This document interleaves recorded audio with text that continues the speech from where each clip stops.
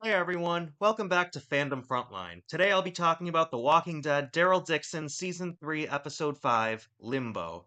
This week's episode took a detour, not just in plot, but in tone, giving us something that felt more like a western than a zombie thriller. It's the kind of episode that strips everything down to its bones. A lone rider, a dusty road, a few good people worth saving, and one man remembering who he is.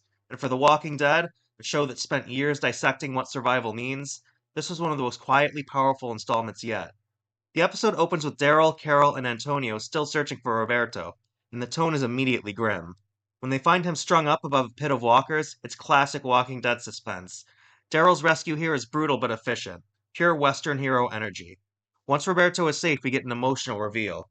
Justina didn't volunteer to leave with El Alcazar at all, she was kidnapped. That revelation stings, and it finally pushes Daryl to do what he does best go it alone and make things right. From there, Limbo becomes something different, a kind of post apocalyptic pale rider. Daryl on his bike, riding through the wasteland, framed like a gunslinger wandering from one broken town to the next.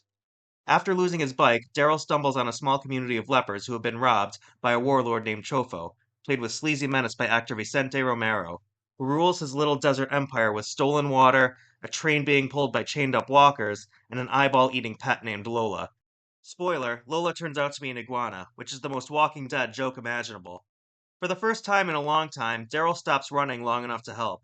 With only 4 bullets left, he helps the lepers rig traps out of scrap, turning the fight into a riff on Akira Kurosawa's Seven Samurai. This is where Norman Reedus shines. There's not much dialogue, but the physicality, the weariness in his face, the quiet way he carries himself, tell you everything. Daryl isn't helping them for redemption. He's helping them because deep down, he knows it's the right thing to do, the only thing that makes life feel like life again. The sequence where Daryl storms the train, frees the walkers, and strangles Chofo in his own bathwater is gritty, tense, and oddly poetic. It's not just a fight, it's a cleansing.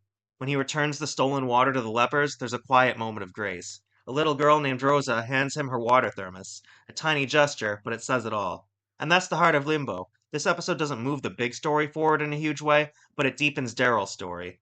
After all the pain, all the losses, all the betrayal, he remembers how to help people again. Meanwhile, back at Sola del Mar, Carol's lying to Fede about Roberto's whereabouts and weaving a web of half-truths that's bound to blow up later. It's classic Carol, always strategic, but still deeply human. Limbo might be one of the best episodes of the season, a standalone adventure that feels cinematic, emotional, and surprisingly hopeful. It's The Walking Dead at its best, not just about surviving, but about rediscovering why life is worth fighting for in the first place. Let me know what you thought in the comments. Did Limbo hit you the same way it hit me? And if you're enjoying these reviews, don't forget to like and subscribe so you don't miss next week's breakdown as we head towards the season's home stretch.